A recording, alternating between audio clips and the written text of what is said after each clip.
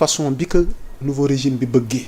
li ciy sa njàngat ak docteur Cheikh Gueye mi ñu ko teg ci loxoom ak terme de référence yi nga xamante ni tëral nañ ko mais à côté l'opposition déjà commencé na wane ni moom fas yéenewul bokk bi la dialogue ndax jurisprudence la parce que dañ jàpp ne Sonko nguuru Macky am na lu mu leen bañaloon ci dialogue yi fi daan am ñaar ñi ci gën a fës mooy parti APR ak Thierno Alassane Sall boo jàngatee loolu ba noppi sax Thierno am na publication gu mu def après dinañ ko décortiquer mais ñu ñëw ci dialogue bi Serigne Sall waaw mais xam nga président Diomaye moom dans ses tout premiers discours il avait émis le soin de faire un dialogue d'autant plus que Macky Sall moo institué la journée du 28 mai comme étant la journée du dialogue national xam loolu mag moo ko institué donc mu nekk loo xam ne dañu ko pérenniser dëgg la parce que xam nga waxtaan moom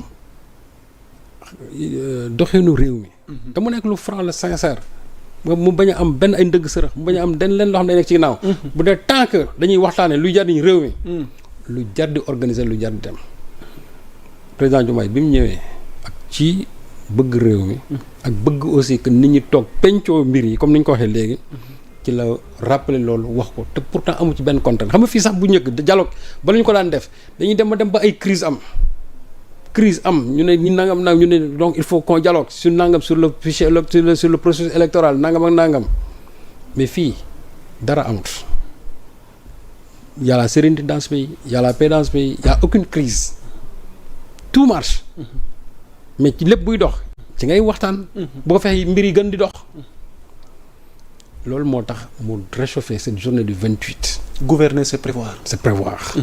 doo xaar rek ba mbir am. nga door a woote parce que am na ñu leen nag ban coof ya. waaw coof lu ñuy dialogue. waaw d'accord mais xam nga waxtaan moom. du mës a ñàkk. xam nga waxtaan moom. même su doon benn point lañ fay tënk sax. yokk ci li fi nekkoon c'est toujours positif. ok président bi loolu la bëgg. joxe nañ ay termes de référence. opposition bi ñoom invité guñ leen sax ñoom ñu ne demuñu. nekkuñu ci seen droit. non xam nga président Cheikh li mu wax mu ne leen man bañ mu ne mais invitation yi sax lancé guñ ko man bala ngay décliner kay da ngay bàyyi sax bañ invité la ba pare nga ne man invité ngeen ma ñëw ma mais ñoom dañoo teel a wax te sax boobu carton d'invitation yi génnagul xaw ma ndax présentement na génn mais boobu sax carton d'invitation yi génnagul. dëgg de bàyyi ma ci woon xel. waaw non ñoom décliné nañ avant ñu leen di invité man bala ngaa décliné yaa Moussa da nga naan la invité naa la nga ne non ñëw ma wante yow yaa ngi ne ñëw ma te yow kenn invité gu la. loolu am na lu muy wund. non c'est-à-dire que donc ñoom. junj doy na waaw non en fait c'est-à-dire ñoom c'est-à-dire ils ont fait seen benn genre sorte de dictée préparée boo xamante ni bu yëf yi jotee rek nga sotti. mais ils ont donné leur argument boo dégloo ku mel ni maître Oumar Youm. mooy mais. keroog bi waa APR def seen sortie médiatique. dégg naa leen ñuy wax. xanaa nekkuñu ci seen droit xanaa seen salle. mais c'est le président de la République qui a appelé au dialogue. ok. quand on dit ñu ne xaw ma dañu traité Macky Sall de gant et cetera mais loolu c'est un ministre de la République qui l'a dit ça c'est des propos politiques. que ñoom ils ont au moment donné ils ont apporté une réponse politique par rapport à ce que Moustapha Ndiack Sarr avait dit. même si ce que Sarr dit au fond mooy dëgg. léegi bu ne pouvez pas traiter Macky Sall ne nii bu traité ko nangam donc d'ailleurs xam lu ci gën a cocasse mooy mais qui a institué la journée du dialogue du ñoom la. Macky Sall. xam nga ñoom la institut personnel. mais kon ñoom rejeté nañ loo xam ñoom ñoo ko fi bàyyi. yow yaa fi sas dialogue bi. ndax du Sonko Diomaye leen déranger. non mais Sonko ak particularité mais Sonko ak contenu à travers docteur Cheikh Gueye ak terme de référence yi. mais kon nag dañ cee gisul seen bopp. mais lan ci mën a gis. on a dit parce qu'on parle maanaam. le système politique. waaw axe prioritaire yi. waaw soo xoolee lu ñuy wax démocratie. liberté droits humains. waaw beneen axe bi. on parle du processus électoral. beneen bi ñu wax sur le système comment les réformes institutionnelles. 3 axes yooyu loolu warul soxal kenn. benn bi lu ñu wax sur le mode de financement des partis quel est le statut officiel de l'opposition. benn bi ñu wax ci l'instauration du bulletin unique. ak bon ni ñuy def ba nga xamante ne ceux qui sont même dans comment dirais-je ñi nekk en détention da nga xam ne perduñu seen i droits civiques war a mën a voter. mais loolu peuple ñoo ko exiger. ba pare léegi quel est le système électoral waxale en même temps l'audit du fichier et aussi le problème de parrainage mais yooyu yaamu ça. ñaata ban élection moo fi ñëw te chaque fois on ne parle pas du parrainage. on ne parle pas encore de souvent yenn floraison de partis mais loolu lépp ñu war a toog ñu ne yéen kaay leen ngeen waxtaan ci. président bi jox leen ay thèmes de référence ngeen ñëw ngeen ne yéen fu gisu leen ci seen bopp man mën naa d'accord nga ne bii gisuma ci sama bopp. mais au moins à 90% wala à 80% gis naa ci sama bopp. mais bu fekkee ne da nga bëgg a taxaw nga ne à 100% kon nag ñu xam ne yéen. kon waruloon leen instituer dialogue mais quand on dit nag Thierno Alassane Sall et l'APR jàppal ne ñaar yooyu moom benn la. déedéet xanaa. non Thierno Alassane Sall fu mu soxee ko waaw malgré cette histoire de république des valeurs fu mu soxee ko du foofu la ñu jógee.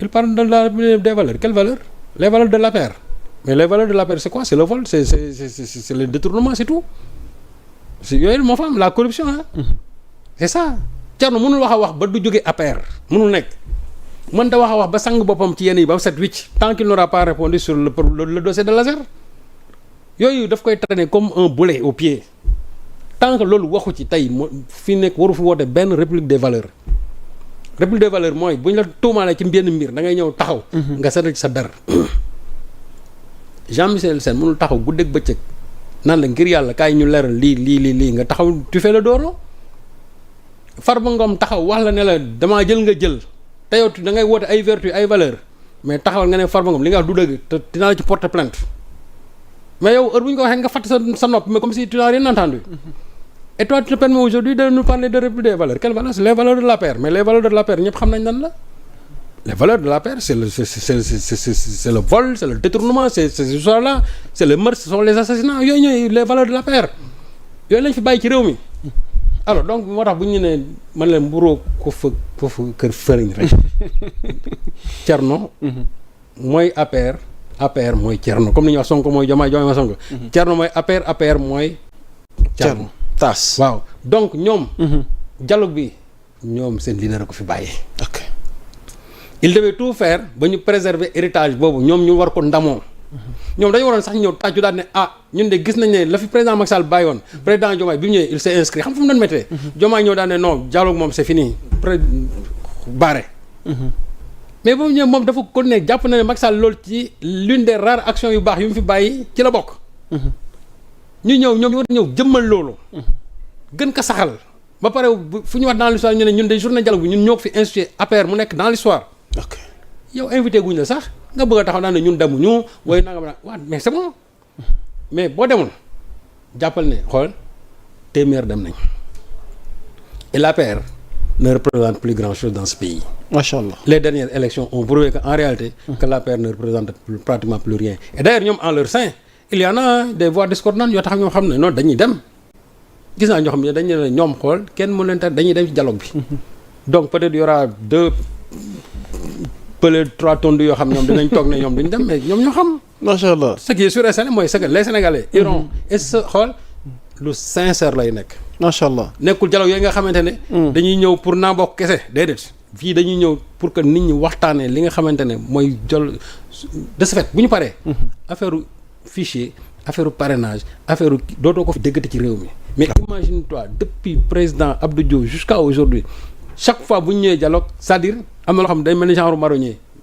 toujours au du fichier affaire parrainage on en parle et rien ne se règle ça signifie que ñi doon instituer dialogue yooyu il n'était pas sincère man jàpp naa ne dialogue bi ba suñ ci jógee dootoo déggati ci beneen dialogue ñu wax ay affaire audit du fichier dootoo dégg ñu naan ay affaire parrainage loolu moom dañ koy jël tënk ko teg ko ci ginnaaw yeneen poñ yu bees la ñuy indi mais yii nii poñ yi ce sont les mêmes points depuis le président Abdou Diouf jusqu'à aujourd'hui donc tous les présidents qui se sont succédés ici mosuñoo sincère dans leur dialogue dañ doon wax nii rek parce que ñu ci bëri aussi genre ndëgg sërëx lañ ko doon def pour mën a peut-être asseoir en tout cas une certaine durabilité politique pendant leur magistère c'est tout simplement ça amul leneen donc waa APR yi ñoom bu ñu ñëwul nañ jàpp ne à côté d'autres viendront